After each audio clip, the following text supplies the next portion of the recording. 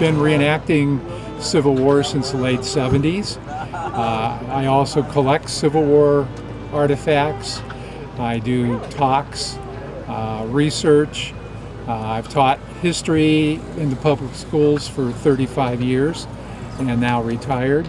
Did you go in your Civil War guard? Yes, that's always fun to do.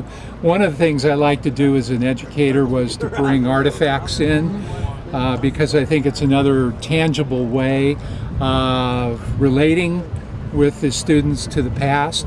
So when we did in early industrialization with the United States, I'd bring a wooden chair in, kitchen plank chair, and show them, this kind of thing was made, and talk about it, or talk about, my pocket watch, which is Civil War, and show them what the pocket watch was like and where it was made in Massachusetts, and things like that. So an artifact can do a lot in helping you understand the past, and I really enjoyed that.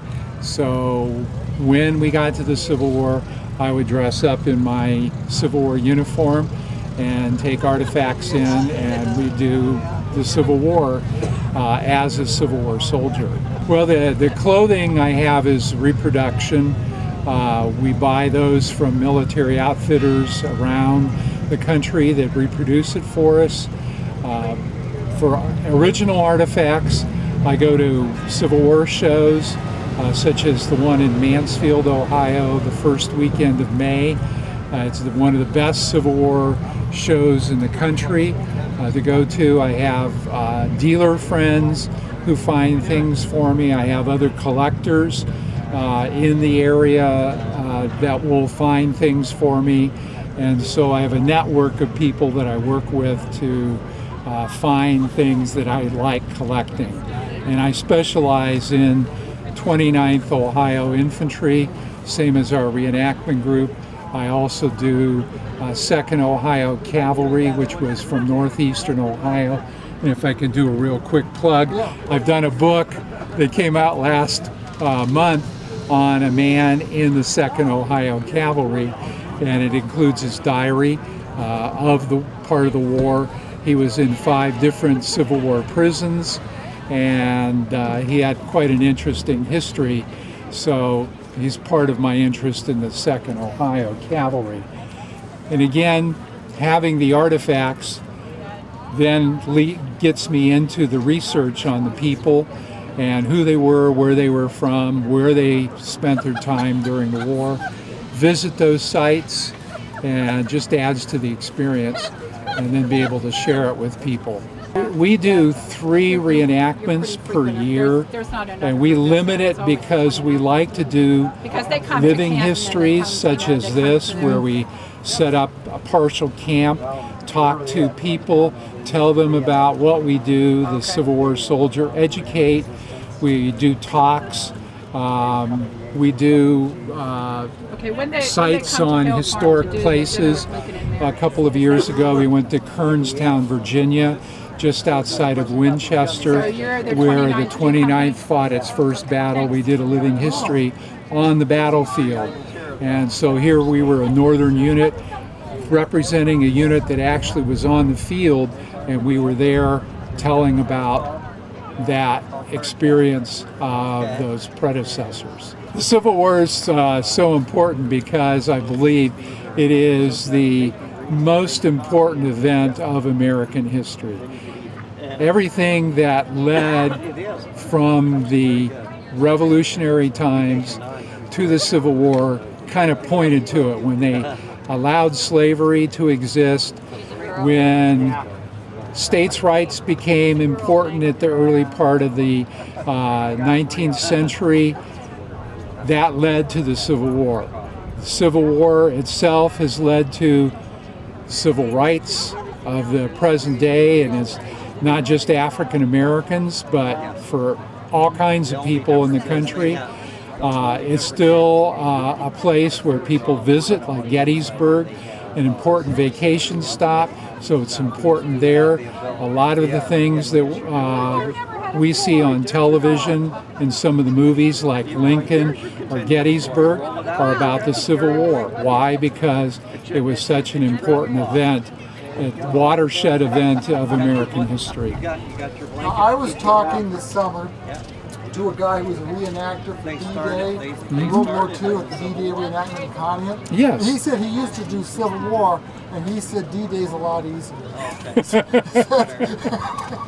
I mean, being a World War II soldier reenactor is a lot easier than being a Civil War reenactor. I went up to that D-Day event. It's a great event in Conneaut in August, and I went up to it 2 years ago, and I was surprised at how many people I knew who were Civil War reenactors who are now doing World War II.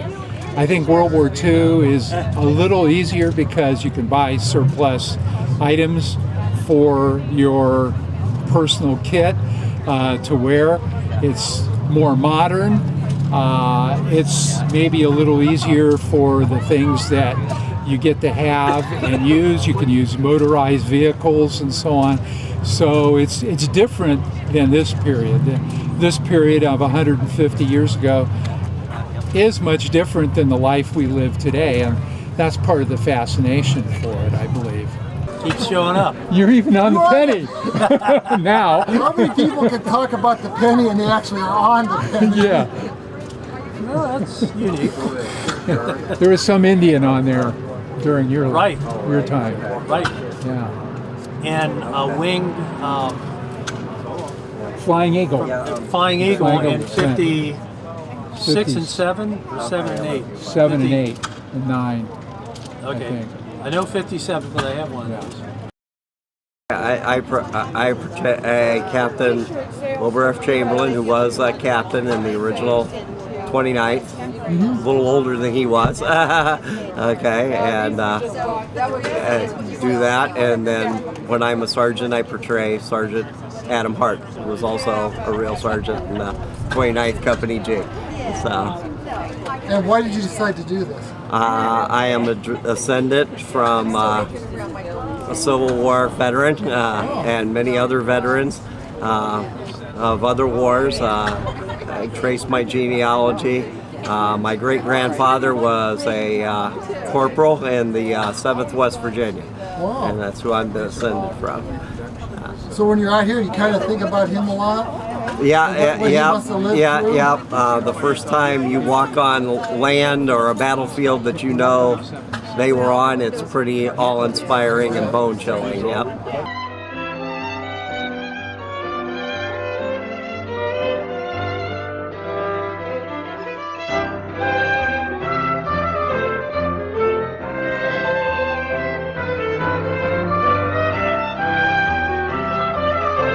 Descendant of a 29th Ohio veteran. He served in Company G of the 29th Ohio. His name was Isaac Madlam. He was from Mogadore, Ohio. He was 19 years old when he mustered in August of 1861, and he came to this area right here, these very fairgrounds. They trained right here and camped here. Yes, this is the actual grounds that they trained on. So for me, this is kind of exciting because I'm actually walking in his footsteps where he may have been here, in 1861. So that's been kind of a plus for me in my reenacting career too. What was his relationship? He was my great-grandfather on my mother's side of the family,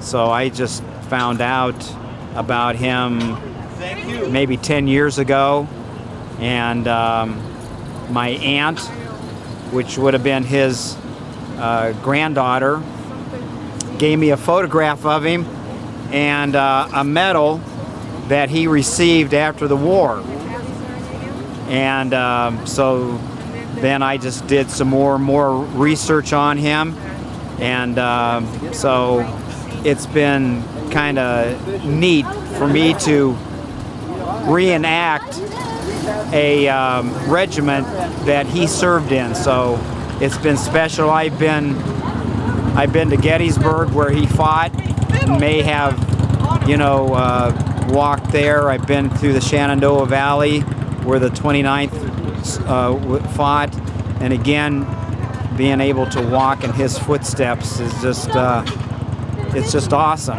You just can't imagine how, gratifying and emotional that is, because you're actually following a descendant of yours, hundreds of, years gone by. So.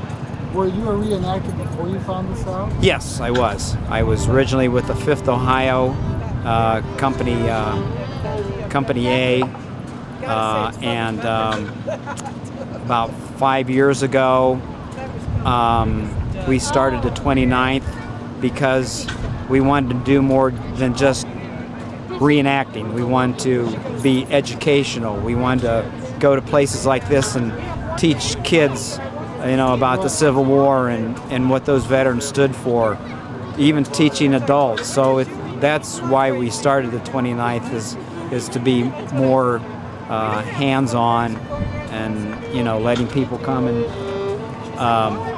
handle the weapons and talk about it. And so it's just, we have all this knowledge in our head, and we're just able to, pass it on to others.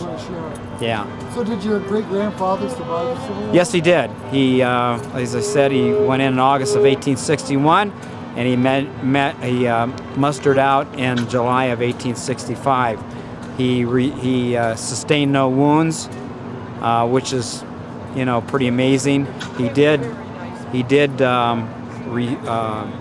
get some type of virus or whatever, from the drinking water and maybe the food. So he spent a couple months in the hospital because of that, and which actually plagued him the rest of his post-Civil War years, his married years too. So that kind of followed him on the rest of his life. But he began with the regiment and he finished with it.